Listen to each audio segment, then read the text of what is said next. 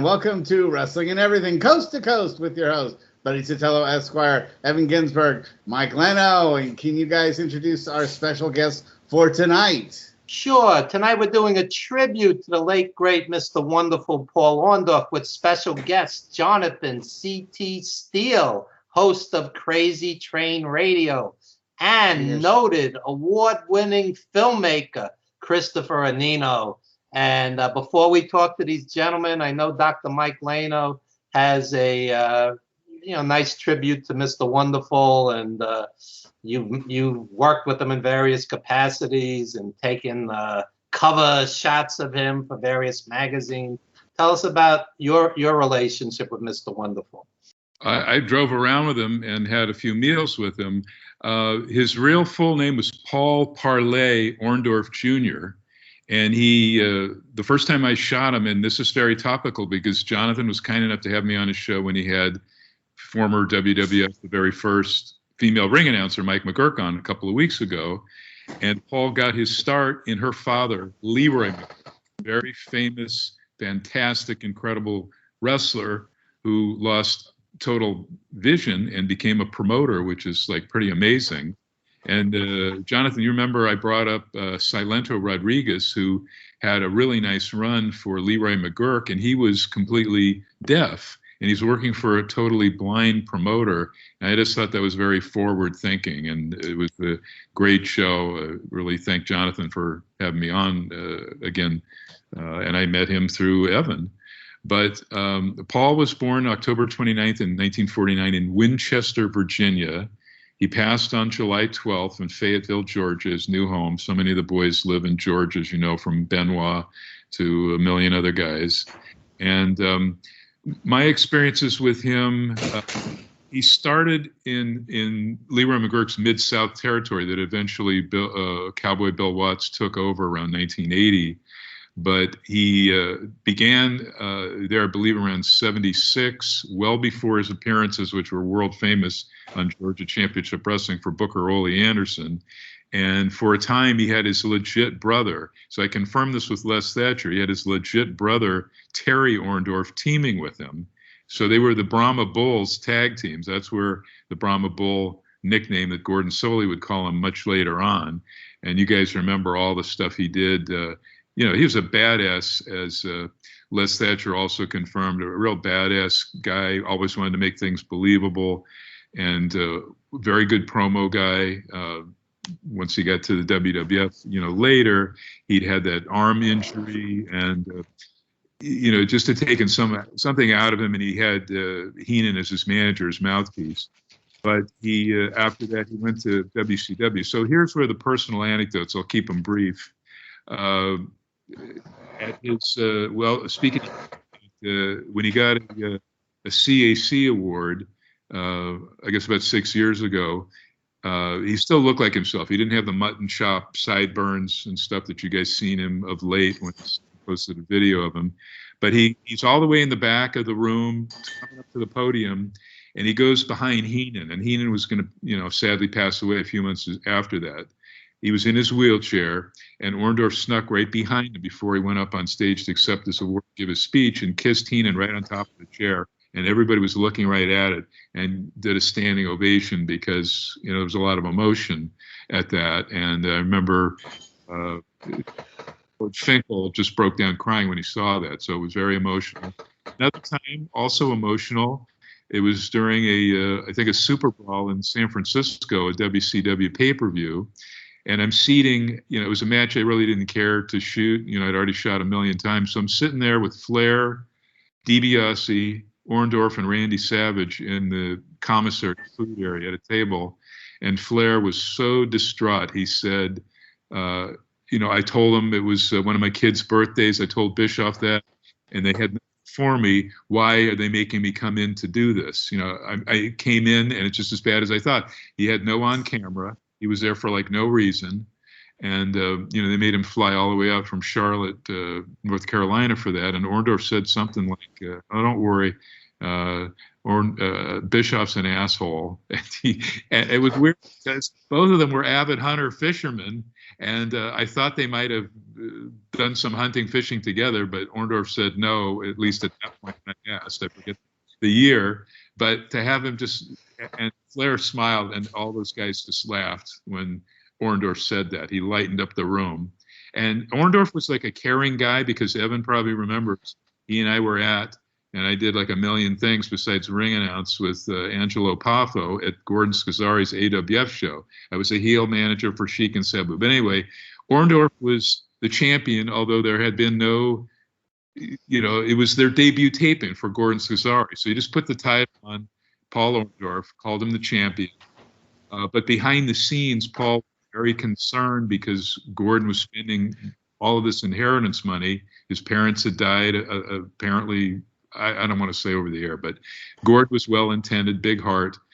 Orndorff was concerned that three guys, I guess I probably shouldn't name them, would be out to like milk him even further monetarily. And he was, showed great concern. One of them, I'll just give the first name, Nikita. And he didn't tell Scazzari that there was anything wrong with him. But when he got there, he said, oh, I can't wrestle, and he'd been paid in advance. All the boys had wrongly been paid in full before they came out there. So Orndorff went to bat and, demanded that Nikita give back some of the money to Scazzari and stuff, because that was to be Orndorff's main rival. So they had to switch the main event to establish Orndorff as a champ to Stan Lane, sweet Stan Lane, who Cornette managed, because Cornette was back. So those are just some of my memories. I know I'll have some more, but if you think of Orndorff and some of the feuds he had, like when he turned heel, feud with Tommy Rich, and some of the work for Mid-South, particularly later on when Bill Watts took over, he had a feud with Ted DiBiase that was amazing. He was just an incredible worker. If you thought he was great in WWF, fine. He was in the first WrestleMania main event, but prior to that, prior to his arm being injured, he was off the charts. So I'll shut up now and throw back to to everybody else.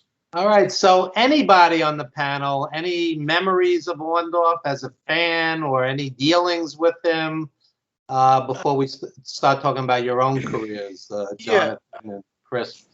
Yeah, actually, I got something, if it's okay. What you guys may or may not know is I'm shooting a documentary about the complete history of women's professional wrestling. It's called Circle of Champions. The real story of women's wrestling. And I've met Paul about 6 times, but the first time I ever met him was to shoot an interview because he gladly agreed to talk about the women in professional wrestling. And when I interviewed him, he spoke so highly of people like Joyce Grable, Princess Victoria, people like that, and he had such respect for them. It's actually even in the trailer that we have right now. And what a nice guy, gentleman. He was just a good person. I had met him years later.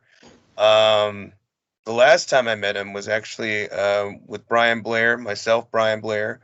We were hanging out with him, and it was a very memorable time. And Jumpin' Jim Brunzell was there, and we had a great time.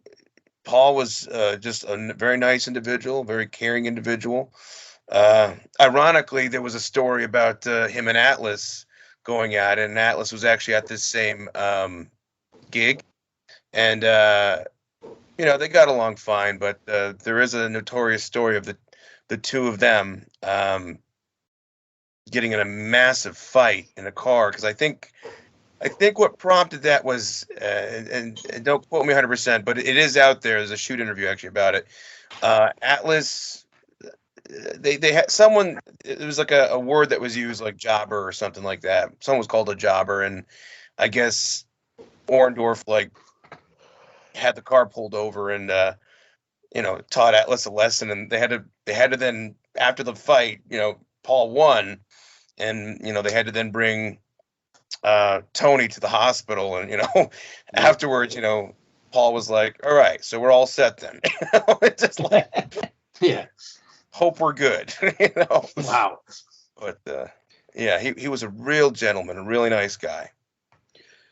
By the way, somewhere at my dad's house, underneath his house, there's a stack of wrestling magazines, and this particular wrestling I have I was pretty interested that this was one of the ones that Mike picked out for our collage here. No, I think Evan picked them all. Okay. Yeah, no, I have this particular wrestling eye, so I was like, wow, I remember this very much. And, there was no feud that Orndorff had that wasn't a quality feud in those times in the NWA, and then when he moved over to the WWF in those early years of the 80s.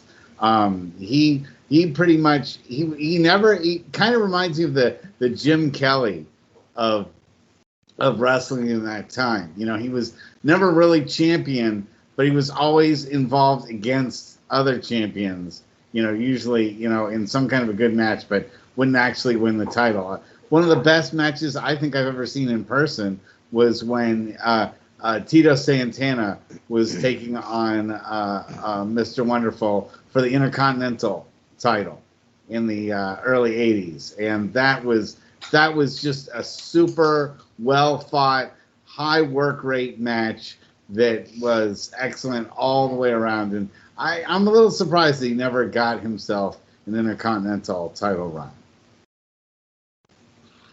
He did have some titles. The promotion before Bill Watts kind of aggressively took it over from Leroy McGurk was Mid-Southern Wrestling. Bill changed it to Mid-South. But the first guy he feuded with there for Leroy McGurk in '76 was a young Jerry Lawler, which is kind of mind-blowing. And he pinned Lawler for the NWA Southern Heavyweight Championship, June 7th of '77. And lost it back to Lawler, and then regained it in a feud with Ernie Ladd. So Orndorff did have his share of titles. That's just one of them. He also won the NWA Tri-State North American Heavyweight title from Ernie Ladd on 2 occasions. And but I'm talking mostly about in the WWF, when he was in the WWF, and that was arguably at his prime. I stupidly failed to mention that he was in Mid-Atlantic too, about the same time he was in Georgia Championship Wrestling. In fact, he was there prior to, and then started working both at the same time, which was usually unheard of, to headline 2 territories at once. But he held the World Tag titles, the biggest version of them. There were many in Mid-Atlantic with Jimmy Snuka. And I remember the one time I shot there, and it happened to be when they were tag champs. He was giving it to Jimmy something about, how many infections you can pick up wrestling barefoot? So Jimmy, I think that was the first place Jimmy, when he turned heel, started wrestling and then with shoes on, when he teamed with Orndorff as a heel, and then when he teamed with Terry Gordy as a heel.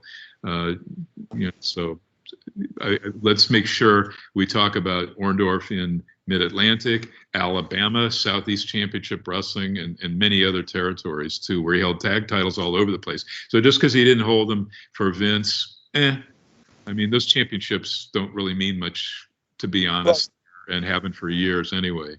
And you're right. We forgot to mention his good tag team run with Paul Roma, I believe, in WCW. Pretty wonderful. Yeah, pretty wonderful. But for himself, he never held any major singles titles in the WWF during that time with Hogan. He held any titles in WWF, which was kind of criminal, but whatever. Jonathan, your memories. Most of my memories are WWF related and post because of age. But I wanted to throw a question to Dr. Mike about Mr. Wonderful, because he mentioned his toughness, but also mentioned his time in Mid-South, but also Alabama just a minute ago. And with Paul's toughness, legitimate toughness, mind you, I'd be curious to know how he was with a tag team partner of Dick Slater, who was another tough guy.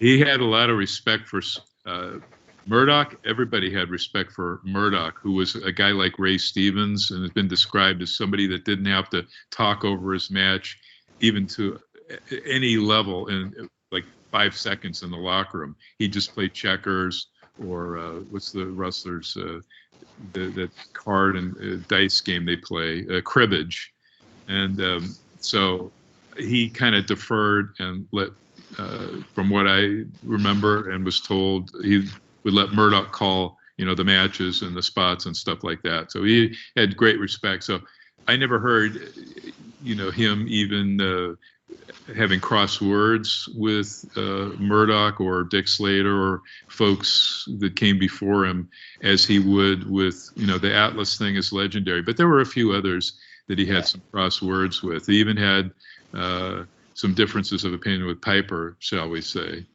Yeah, and it's funny because I was also watching some video recently of Paul and one Buzz Sawyer down in Georgia. Boy, were those guys going at it. Stiff City. Yeah. There's a guy that people don't really talk about. You guys remember the 2-year-long feud in Georgia Championship with he and Tommy Rich and the Power Slams. We'd never seen Power Slams like that from either Orndorff or Buzz Sawyer. They're just legendary. And what a shame that, Buzz Sawyer had a lot of problems. He was a guy who ran a wrestling school in Sacramento very briefly and would do the thing of charging money up front. He would stretch the students, and then, many of them would quit and they'd ask for their money back. He'd go, nope, that's your wrestling education. So wasn't a perfect individual. Nobody is, but man, he and Orndorff had, I can't recall seeing those matches. I might have, but just, all the other Orndorff matches, including DiBiase stuff, where they worked really stiff with each other. And, even the one Flair match I saw with Orndorff, a title match, very stiff, different than the usual Flair match, which was very kind of predictable sometimes. Well, I want to know if you guys can answer this because I've heard two different things with it. Paul, some say it was a neck injury he had during his feud with Hogan. Others say it's an arm injury. What? It was his arm. What actually happened there, Russell? He was in a workout, and I think that he had injured. I think the bicep, like where the biceps intersects with the shoulder. That just like that, the tendons that are all there. I think they all tore out. It says right here it was a weightlifting accident because he blah, blah, blah. He didn't want to take the time off to have surgery to properly treat it. So he opted instead for physical therapy and continue wrestling and worked a reduced schedule. But it was a mess. His arm shrunk a little bit. Yeah, you can see in future matches that he really favors the other arm. He really doesn't go and use that arm for a lot of working. He works around it. And it was, to his credit, he was able to still maintain a career for a number of years. And I still think that when I want to show people the dictionary definition of what a pile driver should look like, I show them the Paul Orndorff pile driver. I know other guys had it, but his pile driver, I believe, is the industry perfect one for demonstrating to people. Right, because it didn't look like the opponent's head was 3 feet away from the ground, meaning not injured whatsoever. It looked like it was there. If you look at a lot of pile drivers today, it's ridiculous because the guy who's giving it, he's just landing on his butt, and the guy's head so far away from the mat, it kind of breaks that. It's a squatting DDT is what it's become, and it's not exactly impressive. But Paul Orndorff, when he delivered his, nobody was getting up from something. Look at his Georgia Mid-Atlantic work if you really want to see, because that's the stuff that's online. There's really not much of him from Mid-Southern or Mid-South, but a ton of Georgia and Mid-Atlantic. But look at the Georgia stuff. You guys will be blown away. I'm talking about the listeners out there who may not have seen that of Orndorff. And let me share a few memories of my own. We booked Paul Orndorff, Tito Santana, and Greg Valentine for the 2016 WrestleCon in Dallas when we were promoting 350 Days, of which they're all stars in. And having various lunches and dinners with these guys, Paul was not a huge fan of Vince And he was discussing various paydays that he was displeased with and giving, actual numbers. And, this is a recurring theme here on this show for the corporate apologist. Why would somebody like Orndorff, who headlined WrestleMania 1, had a huge match with Hogan that drew God knows how many people on a different occasion, a different pay-per-view? Maybe you guys remember the name. Toronto? Was it that Toronto show? Exactly. Yes, exactly. This guy generated millions for WWE. They had to do a GoFundMe to save his house. They had to do a GoFundMe to bury the man. How disgraceful that this guy wasn't taken care of. Okay, the money that guy generated, main event guy, okay, on some of the biggest shows they ever had. Him and Hogan drew big money, big money. And you don't have WrestleMania 1 without Paul Orndorff. Of course. He was part of the whole tag team main event. To have to raise money to bury him, it's disgraceful. How do you not have 401ks and health benefits and pensions for somebody like that? And I also saw him in Herb Abrams' UWF. He was a headliner there. I saw him, I'll tell you, ironically, he's always remembered in WWE for wrestling Hogan and Piper. The best matches I saw him in were against B. Brian Blair. They had clinics. Those guys had tremendous matches together. That I saw live, like mid-card for them, before he, went to the top. And he was tremendous. So this is for the whole panel. And later, we're going to talk to Chris about his movies and Jonathan about his radio show, etc. But where do you rank Orndorff as far as the all-time greats? I would put him in the top 20. I don't see any reason not to. What do you guys think? I'll just go pre-WWF top 20, pre-WWF, and for whatever reasons, the stuff he was able to do, even injured, which is amazing. But the work he did was just outstanding before the WWF style, where you have to really tone it down. Anybody else? Well, I'd like to know, with that question, Evan, because I know in recent years before he passed, Piper, according to WWE and a few other outlets, was considered the best heel of all time. So when you ask about Paul that way, are we looking as a whole picture, or when he was a heel? How are we breaking that down? Well, he was one of these guys that was great face or heel. So, I don't even really separate the two, but I think he's more well known as a heel. All right, then I'd say top 15. Top 15. Wow. Chris? I would say, because this is an interesting thing, because anytime there's the top, what I always see this on the forums and stuff, greatest. It's all subjective. Yeah, but if we're going all around, I'd put him actually top 10, and I would also include Piper in that too, because the believability, he goes back to the believability that he was so focused on.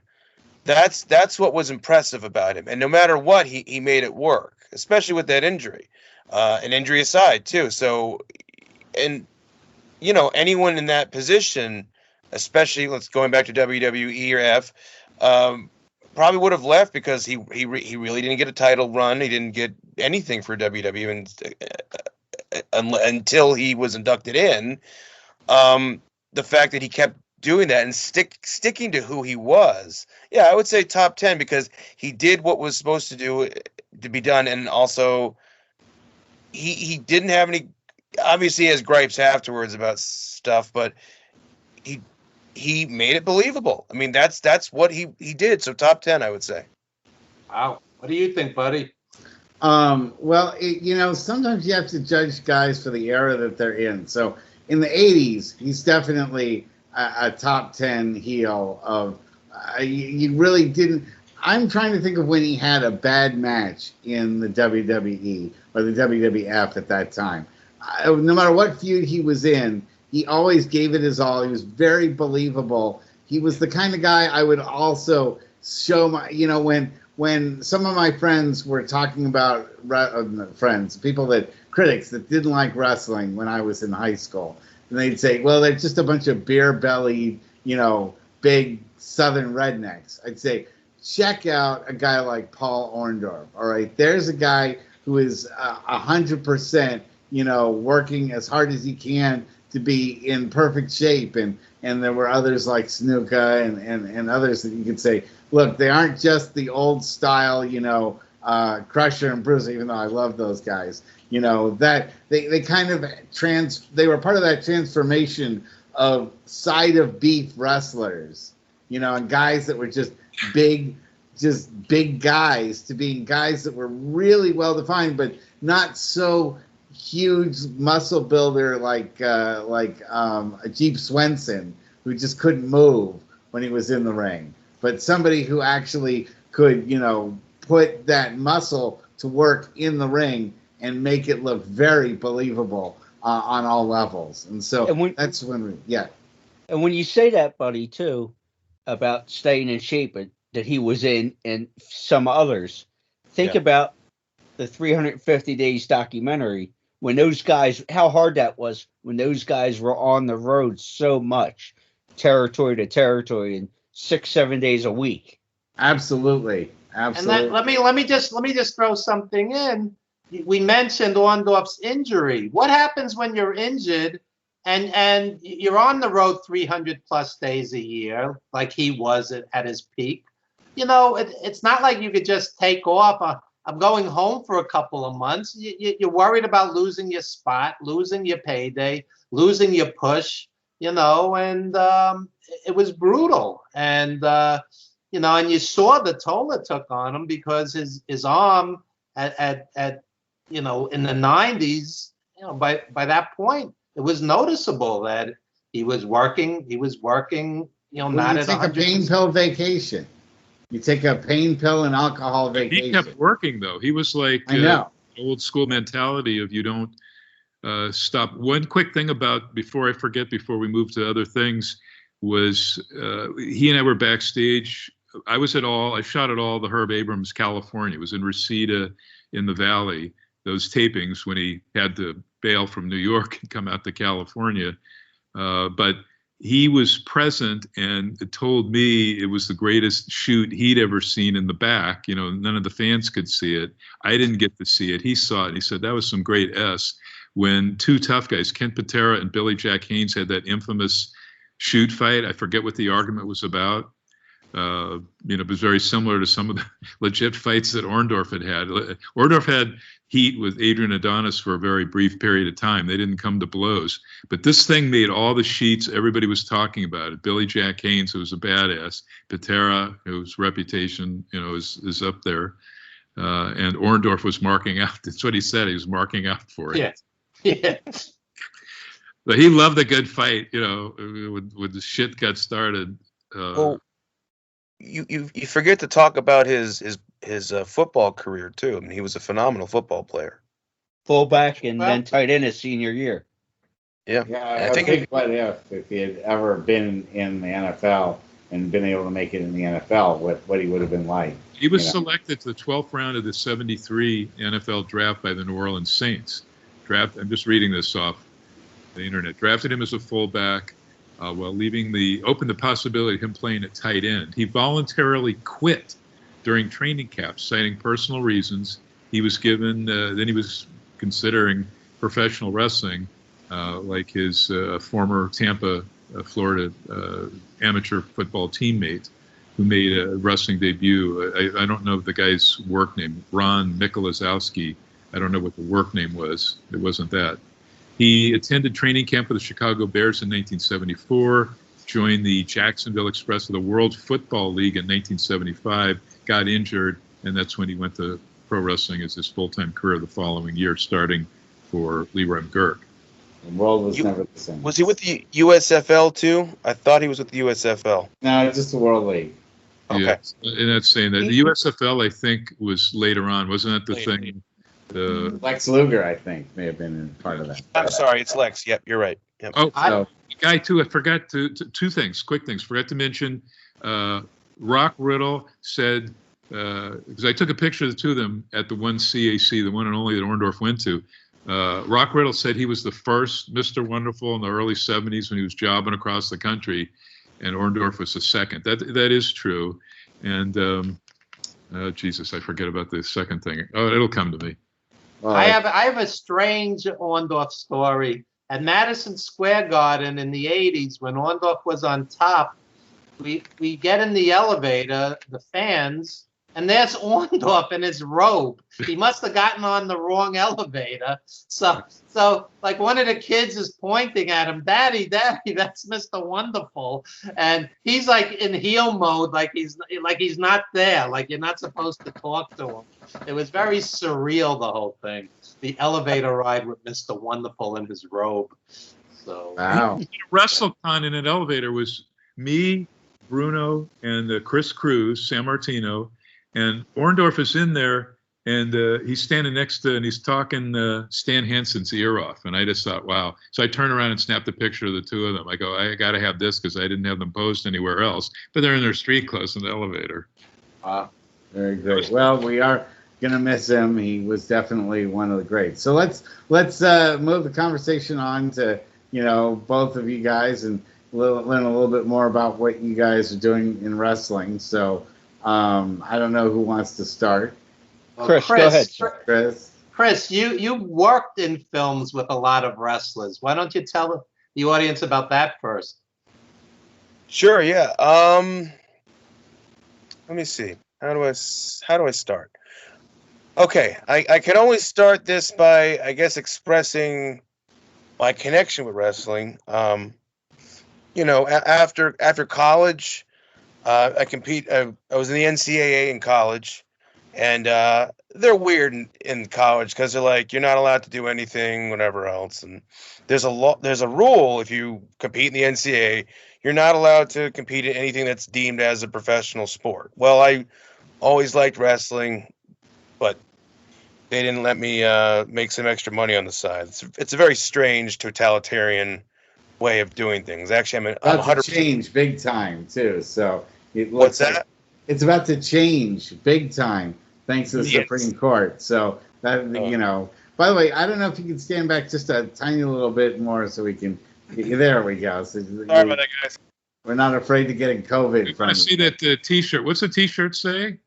I competed in strongman too, strongman competitions. Wow. This was the qualifier to get my pro card. Wow. But I didn't get my pro card. I wasn't strong enough. There's a guy who was way stronger. But I guess long story short, my start with film and with pro wrestling was after college. I really liked pro wrestling. My favorite pro wrestler of all time is B. Brian Blair, Bret Hart. Guys like that, Mr. Perfect. So guys that could wrestle. Guys that could wrestle, right. So as I worked for the fire department right after I got out of college. I became a firefighter right after college, and then on my off nights, I would go to pro wrestling training, and eventually, I got trained in Massachusetts, and then I got trained in Woonsocket by a guy named Chris Blackheart. He was one of Killer Kowalski's students, and then I got trained with Susan Tex Green down in South Carolina. And down in South Carolina with Susan Tex Green, that was the hardest training I've ever been through in anything. Okay, I got my ass kicked by her every day. My training partner was a guy named Furman Jeffords. He was 450 pounds and would throw me like you talk about old, and we had Tully Blanchard father's old ring. We had his old. She owns his old ring. Tully Blanchard's father's old ring, and in the back. Joe Blanchard. Yeah, Joe Blanchard. She has Joe Blanchard's old ring, and it's stiff. I'm surprised it's not petrified. Evan and I both watched Sue Green against Moolah a million times in the early 70s. I got to take pictures because I'm a Ringside Magazine photographer. But Evan, of course, I know enjoyed her work at MSG. Yes, she was great. Yeah, She's phenomenal, she was- and she's very tough. And the other thing is that you may or may not know is she actually shot on Moolah in the ring and took her title. Everyone says Moolah had this consecutive title reign, but she never did actually. yeah. Where Susan- was this? What are the details of that, or is that going to be in your film? It's legit. I mean, you could look it up. It's public knowledge. What happened is, Recall like where that happened and if it was covered up, like some of the Flair losses to Harley in Singapore. You know, they covered that. it was definitely mentioned. It's definitely mentioned publicly. It's either the Sportatorium or Madison Square Garden. But what happened was, the hold that she put Moolah in was the Indian Deathlock, and she beat her. Moolah had to tap out. Moolah was giving her a hard time, punched her in the face, and there's a documentary that Susan is in, and it's called Out in the Ring, and she talks about it there too.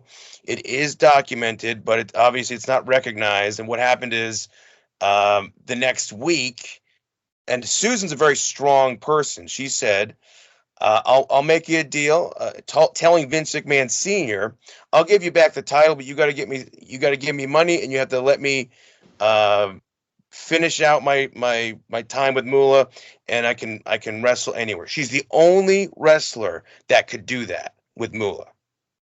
Because Moolah learned from Billy Wolf. She was like an authoritarian. She really had strict. If you talk to Debbie Combs or others, she would like lock them in their rooms at night, and it was like insane. It wasn't as awful as Billy Wolf, who was sleeping with not just June Byers but Mildred Burke. Absolutely, yeah. June, all of that crap.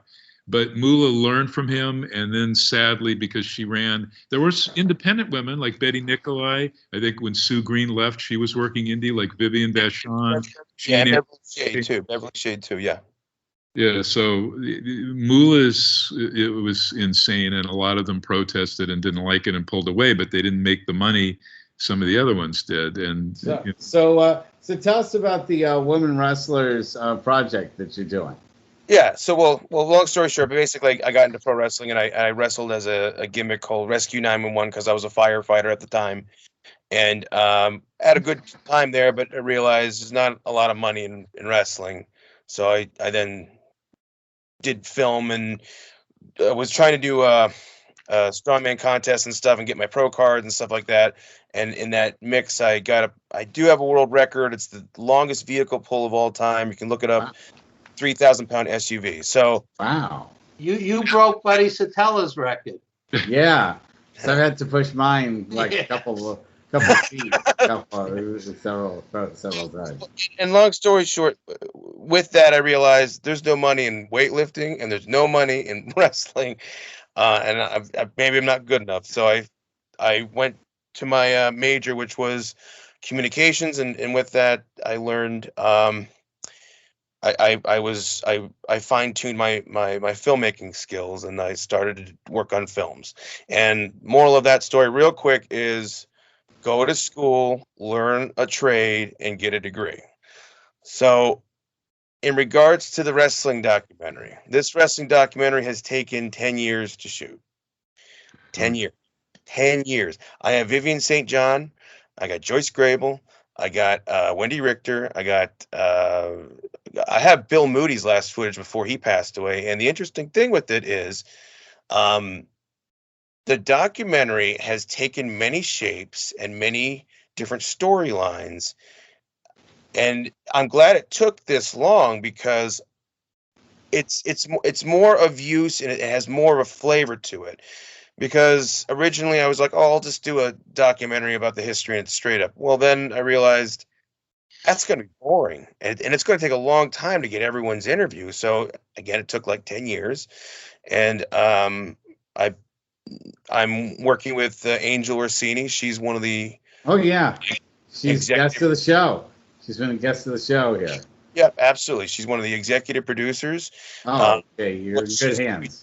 Yeah, what she's going to be doing is she's going to be narrating it, and it's going to be through her eyes, because I realized the one thing that was missing, because I had it all edited up, and it looks okay, but it needs the perspective of a woman who's actually gone through this stuff. No, you picked the perfect person to do that. She's brilliant. So good move. But I appreciate it. That, and there's 4 or 5 other women that are featured, and I'm showing it through different perspectives and also different eras. Like Susan Tex Green, there's stuff about her, like she was the first openly gay female wrestler. She's the only female wrestler to come out of Moolah's to have her own independent career. She's one of the few female wrestlers to get out of that business unscathed. And that's the scary thing, because I think me and Evan were talking about this before. We were discussing there's very few female wrestlers that got out of the wrestling business that were, okay. I mean, wrestlers in general, but like I think we had said Cora and Debbie Combs and Susan and maybe like Beverly Shade and I suppose Nikolai Burke. I mean, there's really few women that were able to get out of that on top in a way, and not on top as in champion or anything, but on top as in like success, because there was not many opportunities and they were highly controlled. But the great thing about this documentary is people are very interested in it, but a lot of the men that are in the documentary, like Hacksaw Jim Duggan, Tony Atlas, Paul Orndorff, they all say such nice things about the women. Now, Tony says something interesting. He said he didn't experience a lot of racism. He said he saw a lot of sexism, though. And it's in the trailer, too. It's recorded on the trailer, him saying that. So it's looking like a pretty good project. In regards to it being finished, there is one additional thing that we're now adding. Gary Wolf from ECW is now going to be in it, a part of it as a producer. Evan's now associate producer on it, and then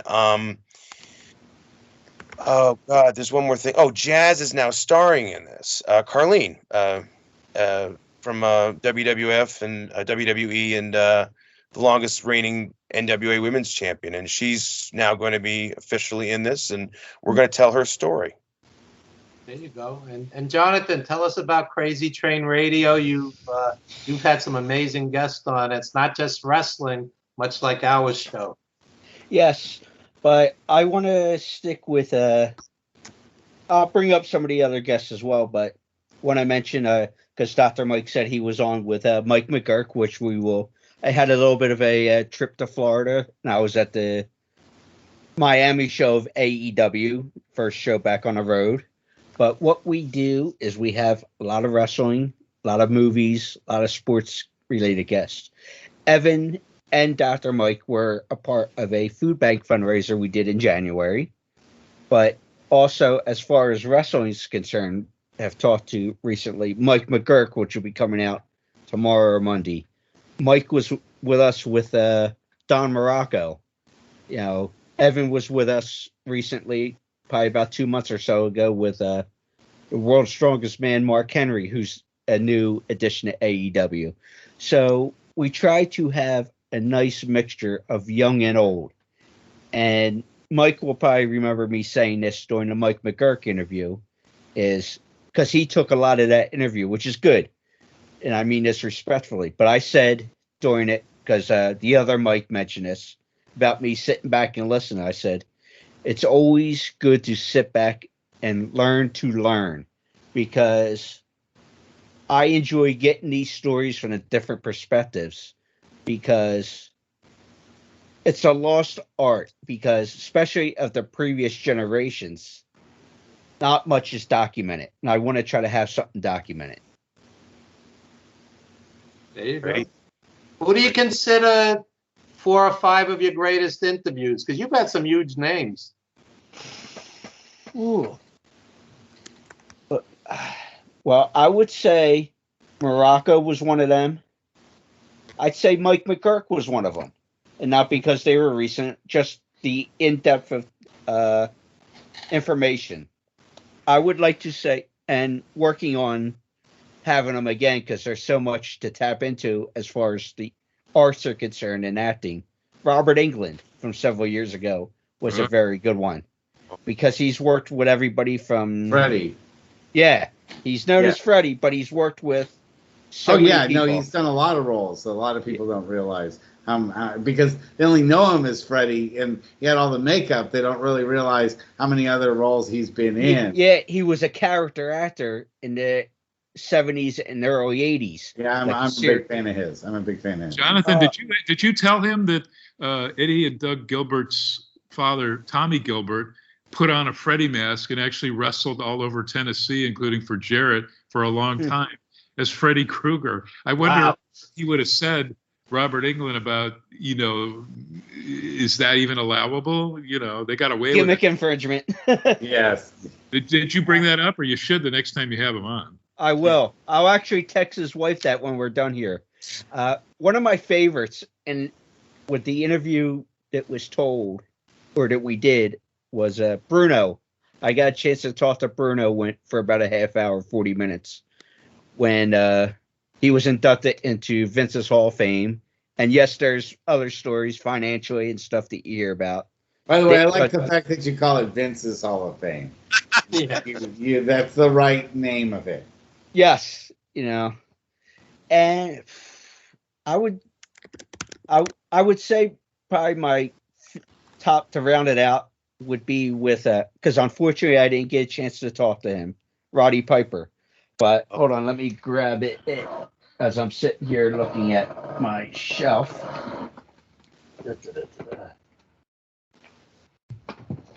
Right here. Don't hurt yourself. Yeah, that's all right. I got a chance to talk with both Ariel Teal-Toombs and his son Colt. Oh, Colt.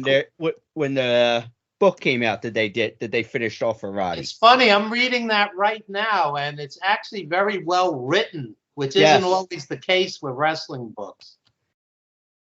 Yeah, so I would say off the top of my head that'd be probably my top 5. There you go. Well, that's I'll great. tell you, Dr. Mike, we interviewed hundreds upon hundreds of legends, not just wrestlers. I brought Piper on. We had him on for almost 90 minutes. I'll tell you, Mike, do you remember the blues player, Mighty Sam McLean? Yeah. Yeah, he came on several times. He was a brilliant musician, and he came on one day, like days after one of his bandmates died.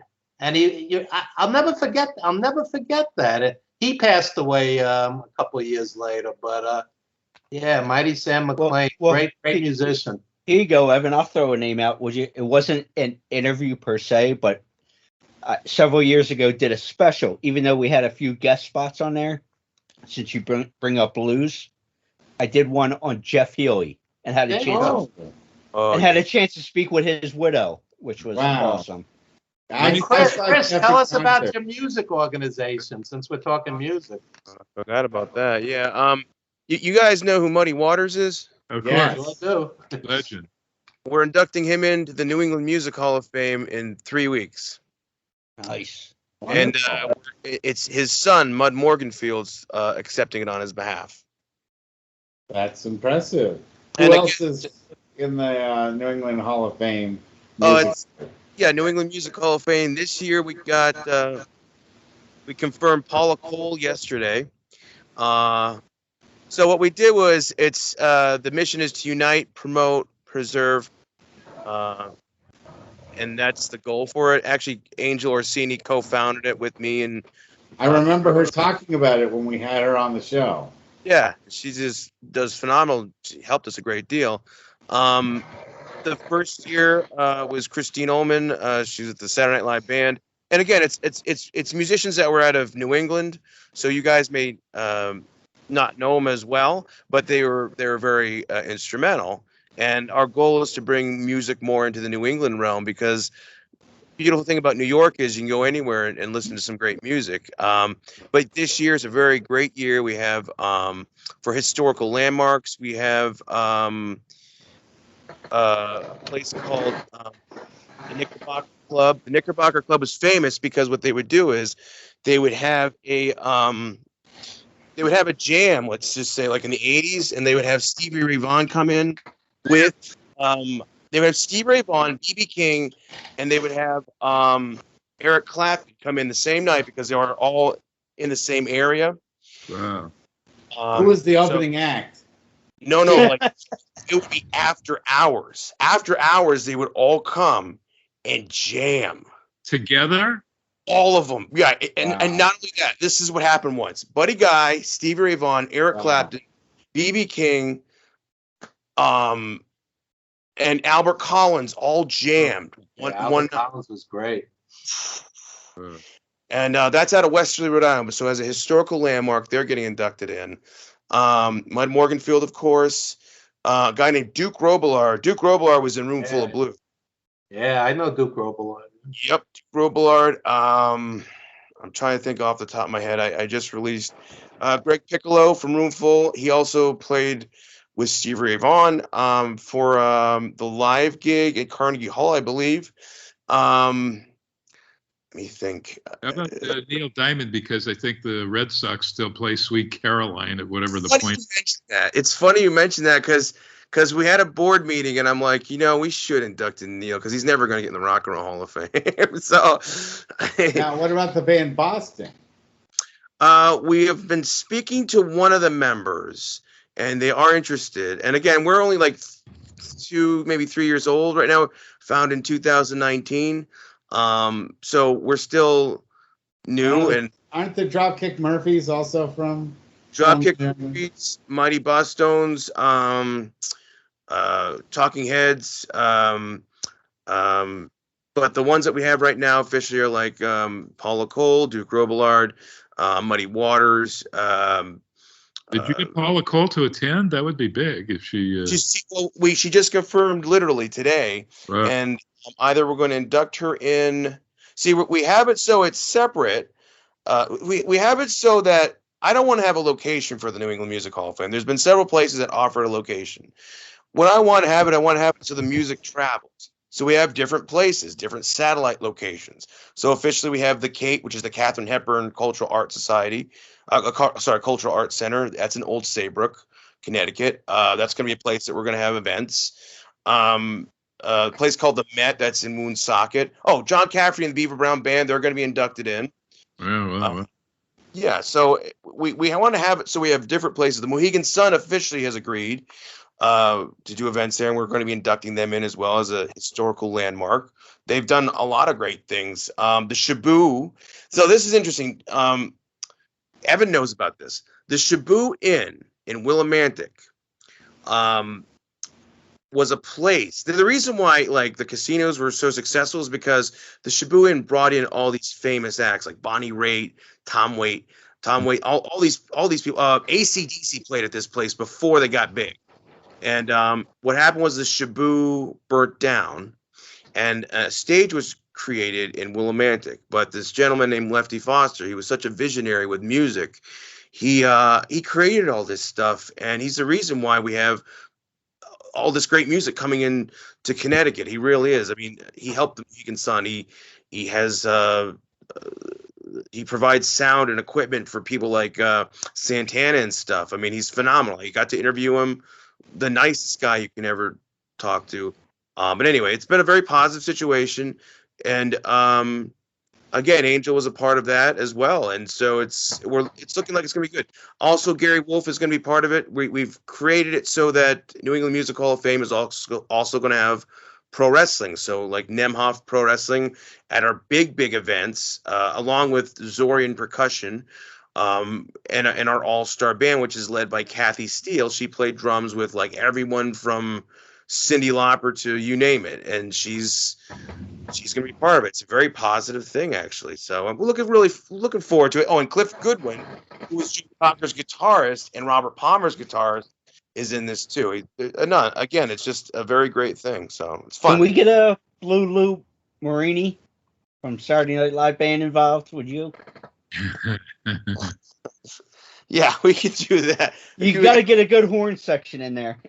And if are you guys planning on somehow maybe podcasting it or making your induction ceremony something people could tune into? Yeah, what we're doing is actually we're creating a documentary right now rather than a a live streaming thing. I wanted to record it so it's a documentary, and each induction is going to have like some sort of a music video of that event, and then the interviews, and so it'd be a really nice fan experience, because I see a lot of these live streaming things and that they do, and they really need to have it so it's more fan friendly. It's great to have one wide shot, but a fan should be able to have more access, like hearing what they think. And there was a thing called VH1 Backstage, I think it was called, but the great thing about that was they got the backstage of what happened at all these concerts. Liberty DeVito is going to definitely be a part of us. He's Billy Joel's drummer. It's a fun time, and they're really cool people. And June Millington from the band Fanny, that was the first female band signed with a major record label, and phenomenal R&B band that they were, and rock. So it's fun. I'd love to. There is a couple of people out of I think New Hampshire from the Blues Brothers band that we were considering. I think, don't get me wrong, I think Donald Duck Dunn, but we are considering posthumously inducting in Matt Guitar Murphy, because he played here all the time. It was awesome. Awesome. Oh yeah, he was. Well, when you get ready to publicize all that, you should really post it on our Wrestling and Everything Coast to Coast Facebook page. And so we're getting close to the end of the hour here. I want to make sure that Jonathan has a chance to promote his show and what's coming up for yourself. And then also, if you can tell us, Christopher, how people can find out about your pro wrestling documentaries and so forth. So, Jonathan, why don't you tell us just a little bit about how our fans can be in touch with you? Well, best bet, Facebook at Real CT Radio, YouTube, you just search Crazy Train. Also, we are, if you do a Google search, you'll find us on 8 different audio platforms. We got a couple more movie watch-alongs that we do with fans and guests from the movies.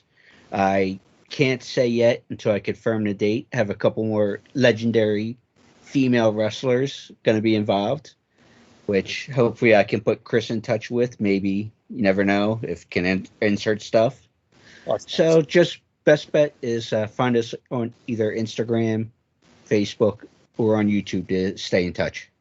If you ever have a disaster, you can always call me up to be a guest on your show. I'll waste time. Don't say that on a recorded line here, because I might hold you to that. Yes, it's part of the public record now. Okay. And folks, you could come say hi to me next Saturday at the Legends of Hamburg convention. That's going to be 10 a.m. to 4 p.m. And that's where they take the old WWF TV. And, is that the thing that Gary Michael Capetta was talking about? Exactly. Yeah. And they have like 40 guests, and all the old school guys are going to be there that worked Hamburg, and some of the ECW guys also. So come say hi to me. I'll be at a table there. And Chris? Oh God. All right. So me and Evan and Gary Wolf and Angel Orsini and Jazz are going to be at a Test of Strength pro wrestling show in August 7th, I believe. And we're going to be, that being said, we're going to be filming the final scenes for Circle of Champions. Circle of Champions is still being fine-tuned and finished. Definitely going to be going to the CAC, which I would love for you to come back on here and promote the Circle of Champions when you're ready to. Oh, absolutely, I will. That'd be great. I'd be so proud.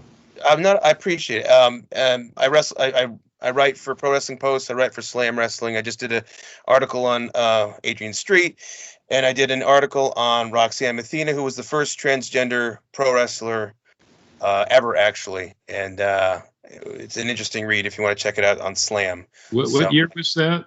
Did she work? She wrestled before Nyla. Actually, she was friends with Nyla, and Nyla's actually in the Circle of Champions women's wrestling documentary before she was signed with AEW.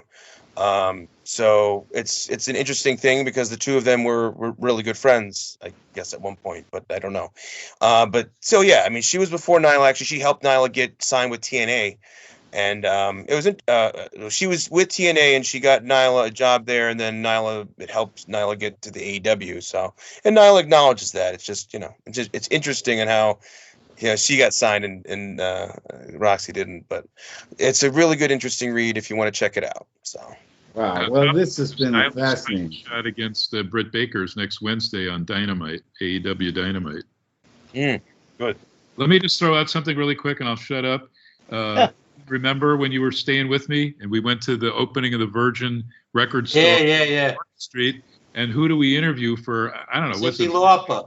Cyndi Lauper, the nicest person in the world. We can't touch the Eric Clapton stuff that Chris was talking about, but I brought the two founding members of the Beau Brummels, Ray Manzarek of the Doors, and on the same show, Judy Collins from Roberta Flack, to the old show Evan and I did, Legends.